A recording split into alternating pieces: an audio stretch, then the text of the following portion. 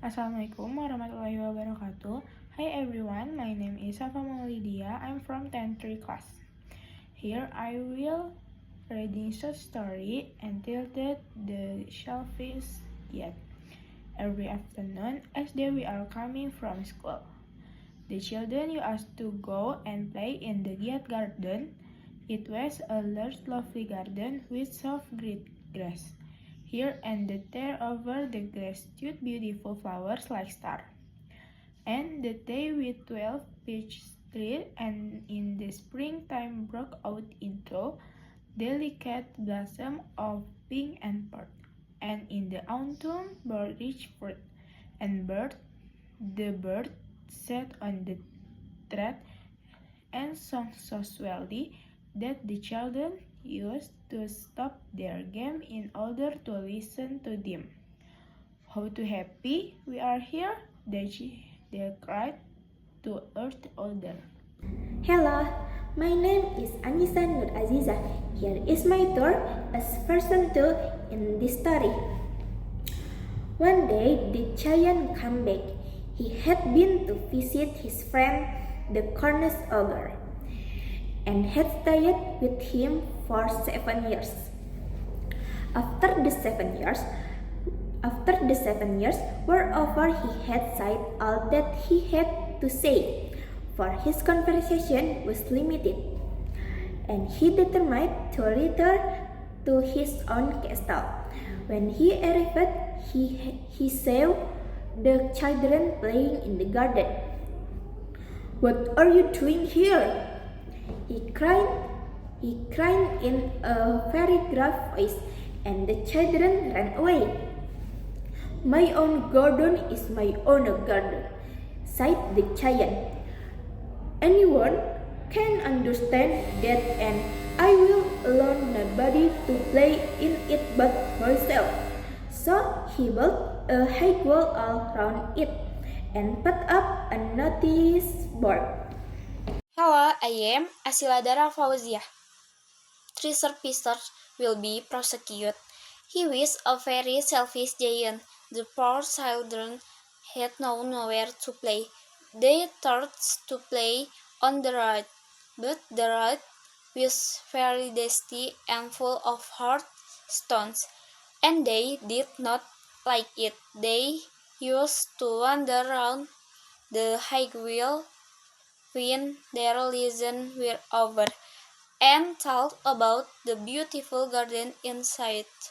How happy we were there, the sights to each other. Perkenalkan, saya Fahmi sidik dari kelas 3. Saya akan membacakan paragraf keempat. Then the spring came on all over country. There were little blossom and little birds. Only in the garden of the self giant it was still winter. In the birds did not care to sing in it, as there were no children and the trees forgot blossom. Once a beautiful flower put its head out from the grass, but when it saw the notice board, it was so sorry for the children that it slipped back into the ground again and went off to sleep. The only people who were pleasant were the snow and the frost. Spring has forgotten with this garden.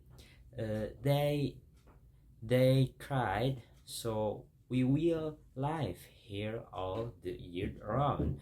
The snow covered up the grass with hair great with clock, and the frost painted all the trees silver. Then they invited the north wind to stay with them, and he came. He was wrapped in furs, and he heard about the garden, and blew and blew the chimney pots down. "This is a delightful spot," he said. "We must ask the hell on a visit. So the hare came every day for 3 hours. He read on the roof of the castle till he broke most of the slates, and then he ran around and round the garden as fast as he could go. He was dressed in grey, and his breath was like ice. Hello everyone! Before I continue the text, let me introduce myself first. My name is Zahwa from class 10-3, group 3. I'm here gonna read the story entitled The Selfish Giant. I cannot understand why the spring is so late in coming, said the selfish giant, as he sat at the window and looked out at his cold white garden. I hope there will be a change in the weather. But the spring never came, nor the summer. The autumn gave golden fruit to every garden, but to the giant's garden she gave none. He is too selfish, she said. So it always winter there, and the north wind, and the hail, and the frost, and the snow danced about through the trees. One morning the giant was lying awake in bed when he heard some lovely music. It sounded so sweet to his ears that he thought it must be the king's musician passing by. It was really only a little linnet singing outside his window, but it was so long since he had heard a bird sing in his garden that it seemed to him to be the most beautiful music in the world. Then the hail stopped dancing over his head, and the north wind ceased roaring, and delicious perfume came to him through the open casement. I believe the spring has come at last, said the giant, and he jumped out of bed and looked out. What did he see? He saw a most wonderful sight. So that's it. What read. Thank you. Through a little hole in the wall, the children had crept in, and they were sitting in the branches of the trees. In every tree that he could see was a little child, and the trees were so glad to have the children back again that they had covered themselves with blossoms, and were waving their arms gentle above the children's heads. The birds were flying about the twittering with delight, and the flowers were looking up through the green glass and laughing. It was lovely skin, only in one corner it was still winter. It was the first corner of the garden, and in it was standing a little boy. He was so small that he could not reach up to the branch of the tree, and he was wandering all around it, crying bitterly. The bird was still wheat covered with frost and snow, and the north wind was blowing and roaring above it. "Climb up, little boy," said the tree, and it bent its branch down as low as it could be. The boy was too tiny, and the giant's heart melted as he looked out. "How selfish I have been," she said. "No, I know why the spring would not come here. I will put that poor little boy on the top of the tree, and then I will knock down the wall, and my garden shall be the children's playground forever and ever." He was really very sorry for what they had done. Assalamualaikum warahmatullahi wabarakatuh. Hello everyone, it's me again, Rahadian and I'm from class 10-3. I will continue the story about the selfish giant. So here's the story. So he crept downstairs and opened the front door quite softly and went out into the garden. But when the children saw him, they were so frightened that they all ran away, and the garden became winter again. Only the little boy did not run, for his eyes were so full of tears that he did not to see the giant coming. And the giant stole up behind him and took him gently in his hand and put him into the tree. And the tree broke at once into blossom, and the bird came and sang on it. And the little boy stretched out his two arms and flung them around the giant's neck and kissed him. And the other children, when they saw the giant was not wicked any longer, came running back, and with them came the spring. "It is your garden now, little children," said the giant, and he took a great axe and knocked down the wall. And when the people were going to the market at 12 o'clock, they found the giant playing with the children in the most beautiful garden they had ever seen. All day long they play and all day long they play. And the evening they came to the giant to bid him a goodbye. "But where is your little companion?" he said. "The boy I put in the tree." The giant said loved him the best because he had kissed him.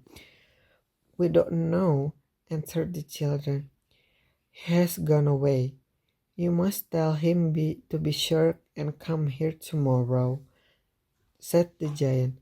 But the children said that they did not know where he lived, and had never seen him before, and the giant felt very sad. Every afternoon, when school over, the children came and played with the giant. But the little boy who the giant loved was never seen again. The giant was very kind to all the children, yet he longed for his little friend and often spoke of him. "How I would like to see him," he used to say. Years went over, and the giant grew very old and feeble. He couldn't about any more, so he had to sit in a huge armchair and watch the children at their game and admire his garden. "I have many beautiful flowers," he said, but the children are the most beautiful flower of all.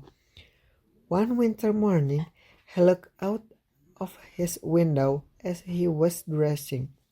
He did not hate the winter now, for he knew that it was merely the spring asleep, and that the flowers were resting. Suddenly he rubbed his eye in wonder, and looked the outside. It certainly was a marvelous sight. In the farthest corner of the garden was a tree quite covered with lovely white blossom. Its branches were all golden, and silver fruit hung down from them, and underneath it stood the little boy he had loved. Downstairs ran the giant in a great joy, and out into the garden. He stepped across the garden, and came too near to the child, and when he came quite close, his face grew with red anger, and he said, "Who has dared to wound the tree?" For on the palm of the child's hand were the print of 2 nails, and the prints of 2 nails were on the little feet. Who had dared to wound the tree?" cried the giant. Tell me that I may take my big sword and slay him." "Nay," answering the child, "but these are the wounds of love." "Who art thou?" said the giant, and strange awe fell on him, and he knelt before the little child, and the child smiled on the giant, and said to him, "You let me play once in your garden. Today you shall come with me to my garden, which is paradise." And when the children ran in that afternoon, they found the giant lying dead under the tree, all covered with the blossom. The end. So that's the story of the selfish giant. Thank you.